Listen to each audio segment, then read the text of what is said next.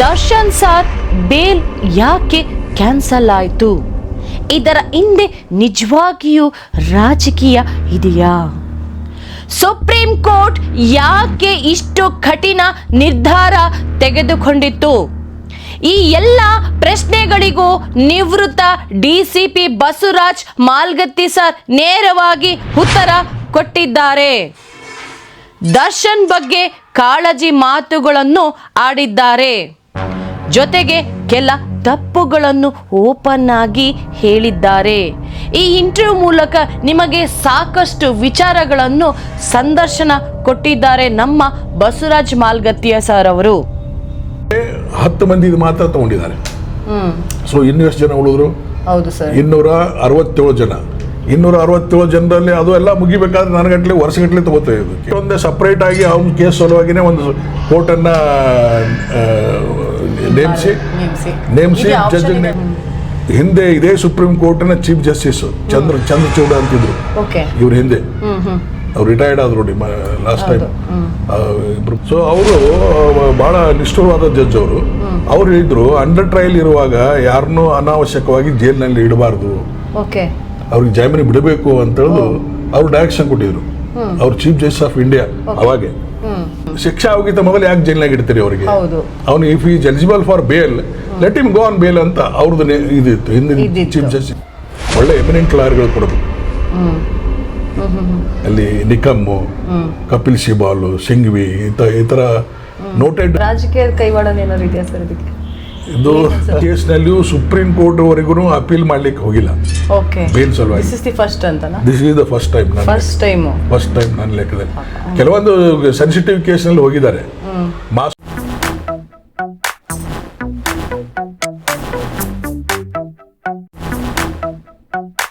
Hello ನಮಸ್ಕಾರ, ನಾನು ನಿಮ್ಮ ಪ್ರೀತಿಯ ಮಧುಪ್ರಿಯ ಗೌಡ, ಹಿರಿಯ ನಿವೃತ್ತಿ ಪೊಲೀಸ್ ಅಧಿಕಾರಿ DCP ಆಗಿರುವಂಥವ್ರು. ನಾನು ಅವ್ರ ಜೊತೆ ಇದ್ದೀನಿ.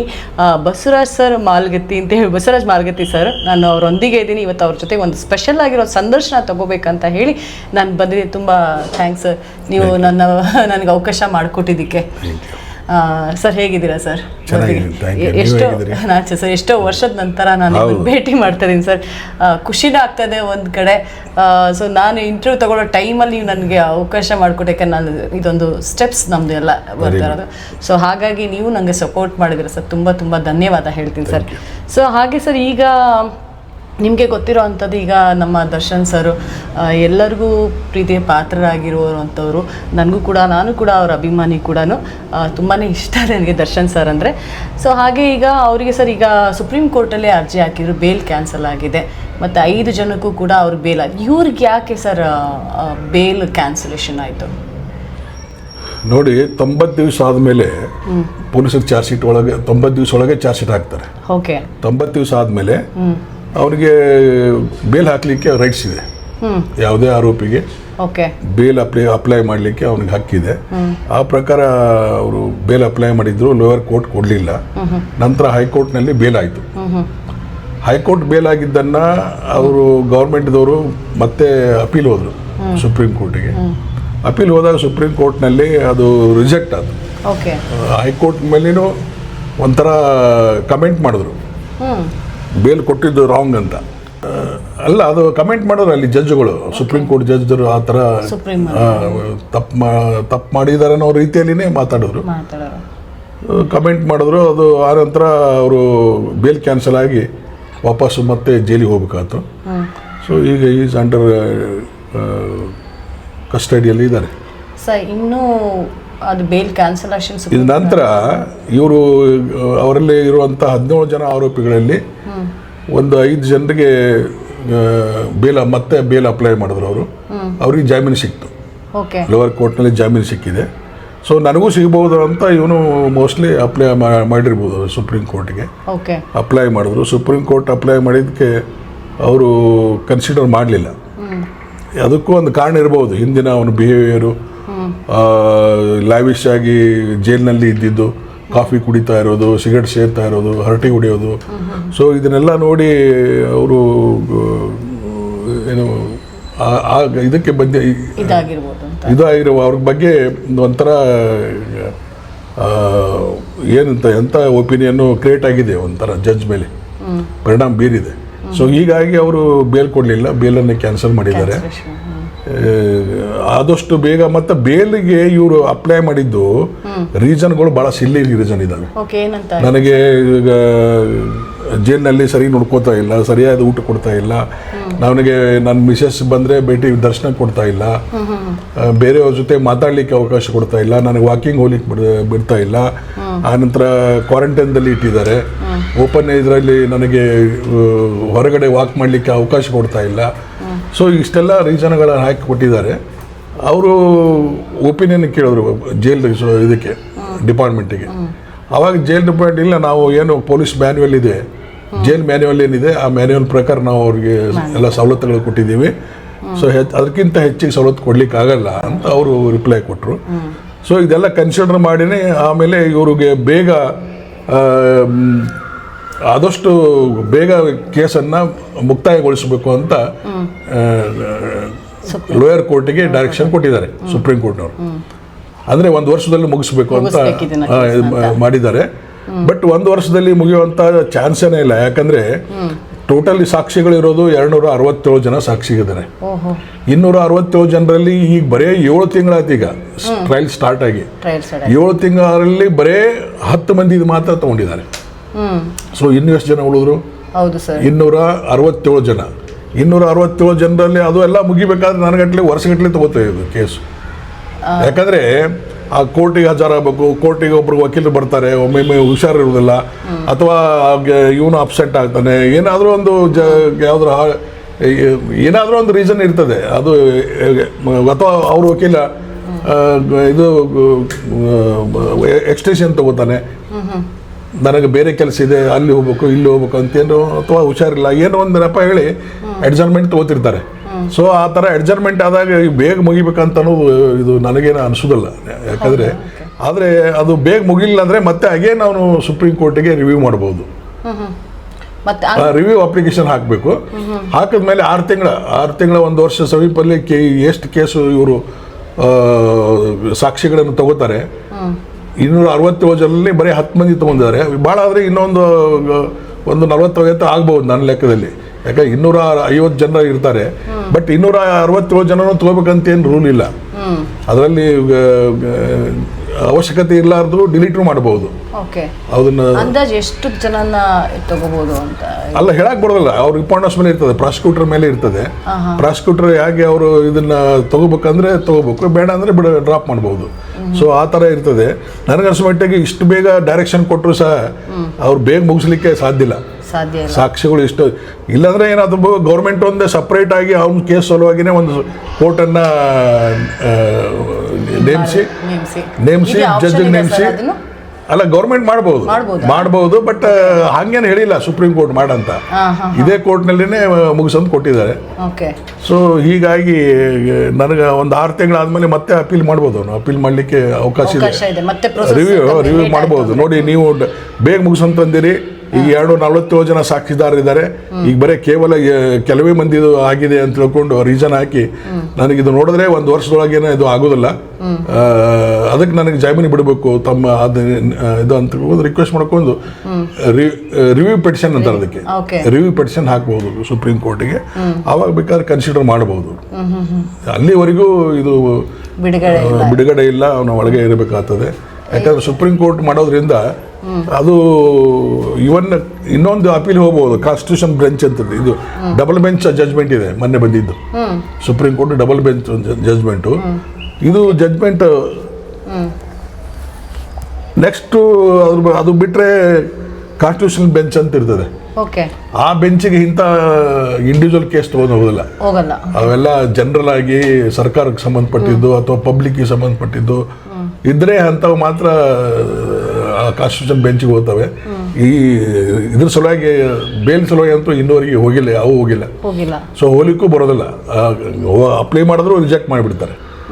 ಸೊ ಹೀಗಾಗಿ ಅವನು ಅನಿವಾರ್ಯವಾಗಿ ಜೈಲಿನಲ್ಲಿ ಇರಬೇಕಾಗ್ತದೆ ಮುಗಿಯೋರಿಗೂ.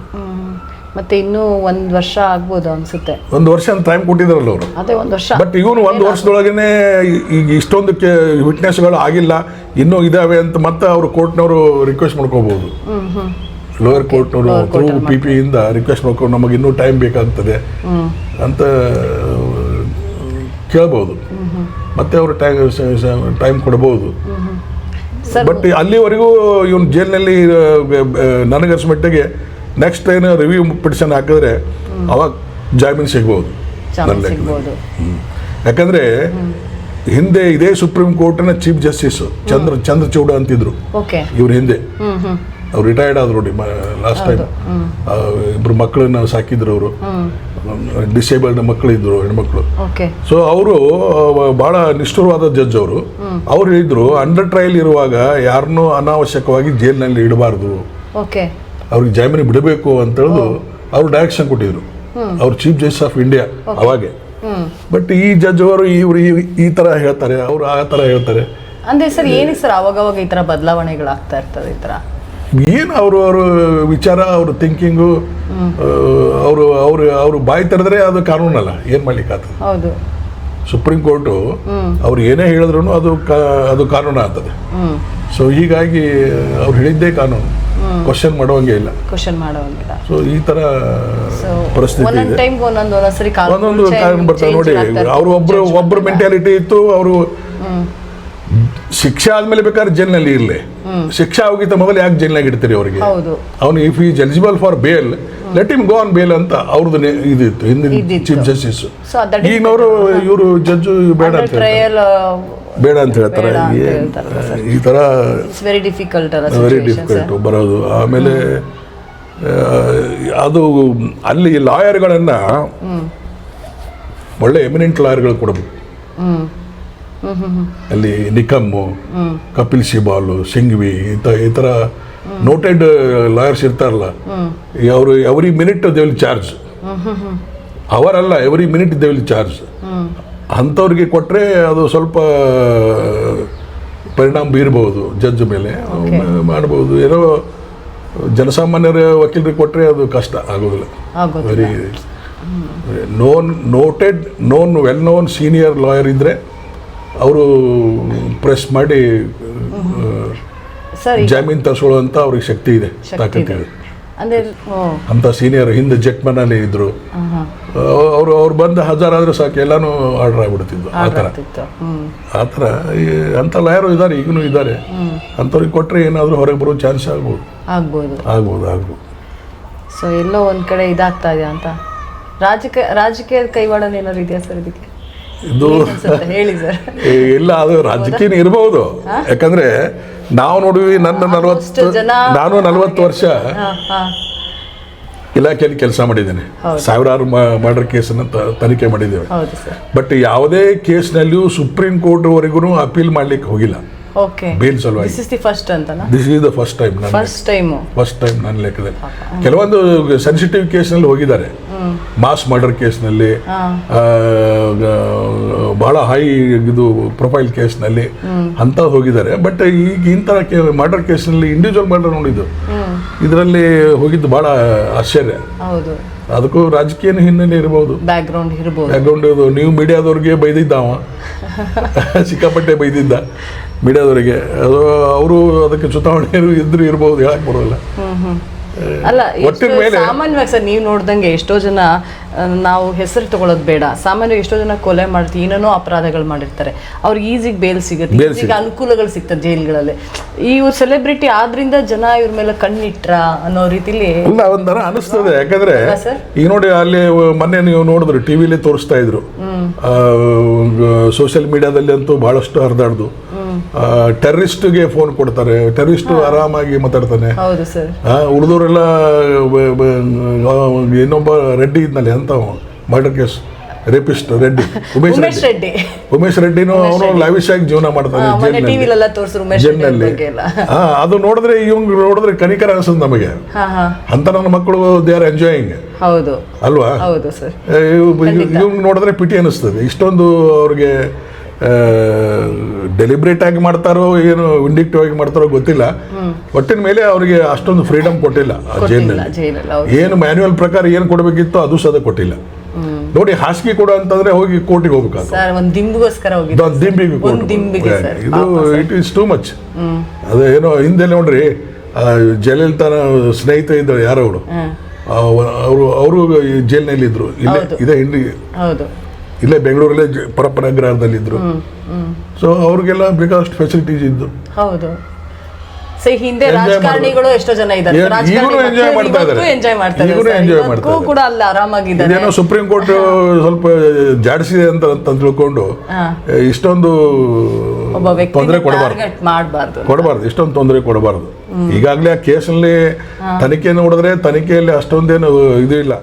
ಯಾಕಂದ್ರೆ ಒಂದು ಹಿಂದೆ 27 ಅಡ್ವಾನ್ಸ್ ಆಕ್ಟ್ ಪ್ರಕಾರ ಆರೋಪಿ ಹೇಳಿಕೆ ತಗೋತಾರೆ ನಮ್ಮಲ್ಲಿ.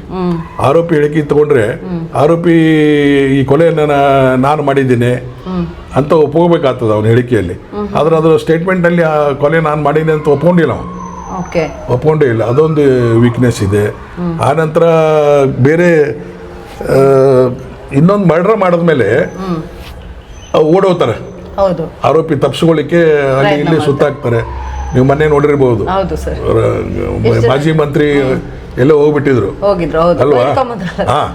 ಈಗ ಆ ಥರ ಇವನೇನಾದ್ರೂ ಎಸ್ಕೇಪ್ ಆಗಿ ಹೋಗಿದ್ರೆ ಅಂಥವ್ರಿಗೆ ಬೇಲ್ ಬಿಡೋದಿಲ್ಲ. ಇವನು ಮುಗಿಸ್ಕೊಂಡು ಇಲ್ಲೇ ಮೈಸೂರಲ್ಲೇ ಶೂಟಿಂಗ್ ಮಾಡ್ಲಿಕ್ಕೆ ಹೋಗಿದ್ದಾನೆ ಅಲ್ವಾ. ಅವನೇನು ಅವನವನು ಓಡೋಗಿಲ್ಲ. ಸೊ ಅದೊಂದು ರೀಸನ್ ಇದೆ ಬೇಲ್ ಕನ್ಸಿಡರ್ ಮಾಡಬಹುದು ಅಂತ. ಯಾಕಂದ್ರೆ ಬೇಲ್ ಮಾಡಿ ಪೊಲೀಸರಿಗೆ ತೊಂದರೆ ಕೊಟ್ಟು ಕಷ್ಟಪಟ್ಟು ಅಲ್ಲಿ ಹೋಗಿ ಬೆನ್ನ ಹತ್ತಿ ಹಿಡ್ಕೊಂಡ್ಬರುವಂಥದ್ದೇನು ಸಂದರ್ಭ ಬಂದಿಲ್ಲ. ಈಸಿಯಾಗಿ ಸಿಕ್ಕಿದ್ದಾನೆ. ಬಾ ಅಂದರೆ ಬಂದು ಕರ್ಕೊಂಬ ಜೊತೆಗೆ ಬಂದಿದ್ದಾನೆ. ಅವನೇ ರಿಜಿಸ್ಟರ್ ಮಾಡಿಲ್ಲ, ಏನು ಮಾಡಿಲ್ಲ. ಈ ಥರ ಇರುವಾಗ ಅದು ಯಾಕೋ ಜಾಮೀನು ಕೊಡ್ಬೋದಾಗಿತ್ತು. ಯಾಕೋ ಸುಪ್ರೀಂ ಕೋರ್ಟು ಬ್ಯಾಡ್ ಲಕ್ ಅನ್ಬೇಕಷ್ಟೇ. ಯಾಕಂದ್ರೆ ಸುಪ್ರೀಂ ಕೋರ್ಟ್ ಜಡ್ಜ್ಮೆಂಟನ್ನು ನೋಬಡಿ ಕ್ಯಾನ್ ಕ್ವಶನ್ ಇಟ್. ಯಾರಿಗೂ ಕ್ವಶನ್ ಮಾಡೋ ಇದು ಆಗೋದಿಲ್ಲ, ಮಾಡಲೇಬಾರದು. ಮಾಡಿದ್ರೆ ಕಂಟೆಂಪ್ಟ್ ಆಫ್ ಕೋರ್ಟ್ ಆಗ್ತದೆ. ಸೊ ಹೀಗಾಗಿ ಅನಿವಾರ್ಯ. ಅದು ಯಾಕೆ ಈ ಥರ ಬಾತು ಗೊತ್ತಿಲ್ಲ. ದುರ್ದೈವ ಒಂದು. ನಾವು ಅನಿಸ್ಬೋದಿತ್ತು ಹೊರಗೆ ಬರಲಿ. ಏನು ಇವ್ರೇನು ಸಿಕ್ಕಾಪಟ್ಟೆ ತೋರಿಸೋರು ಮೀಡಿಯಾದಲ್ಲಿನೂ ಏನು 6 ತಿಂಗಳ 3 ತಿಂಗಳವರೆಗೂ ಅದನ್ನೇ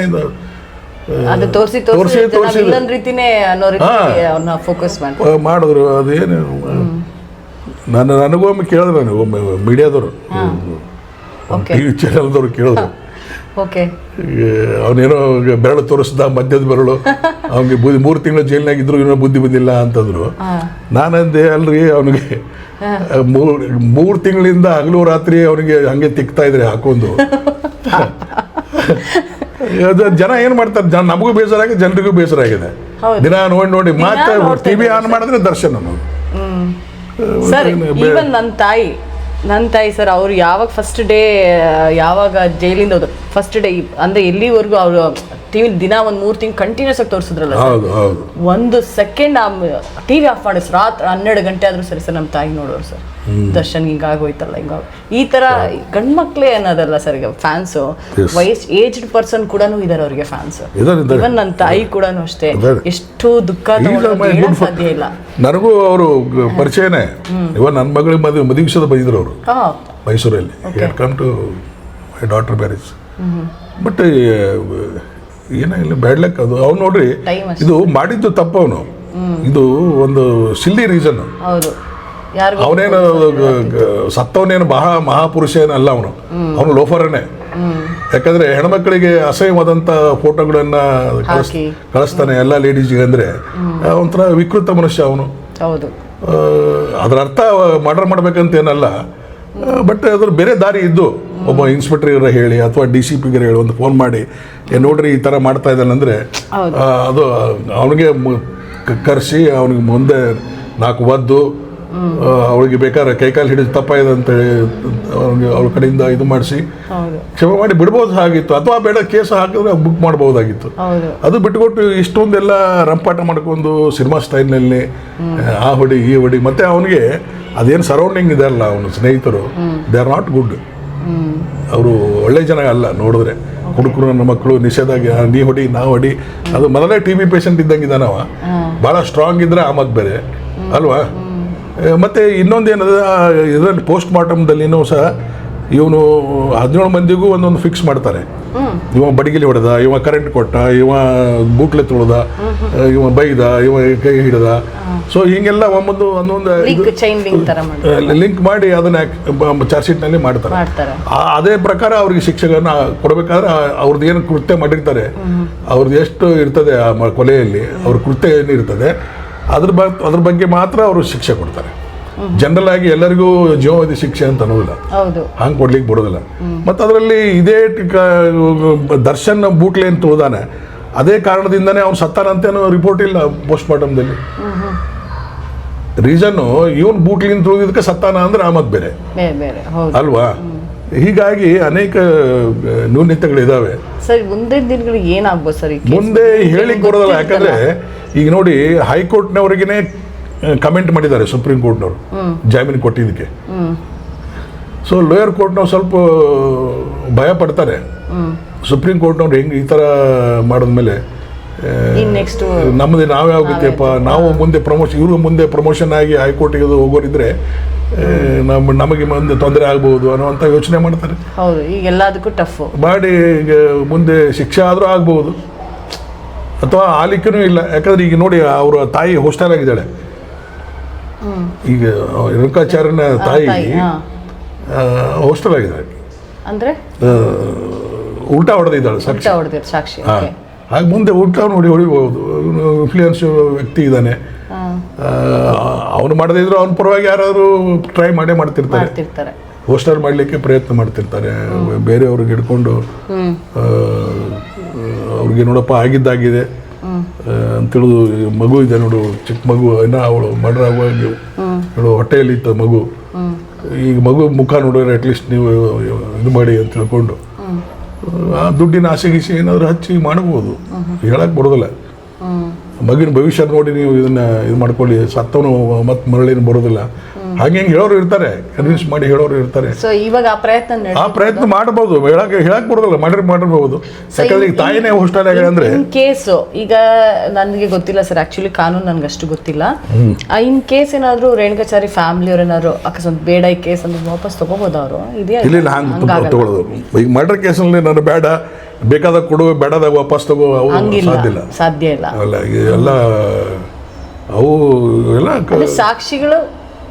ಸಾಕ್ಷಿಗಳು ಹೋಸ್ಟೆಲ್ ಆಗ್ಬೋದು, ಅವರು ಉಲ್ಟಾ ಹೊಡಿಬಹುದು, ಸಾಕ್ಷಿಗಳು ಪಂಚರು ಉಲ್ಟಾ ಹೊಡಿಬಹುದು.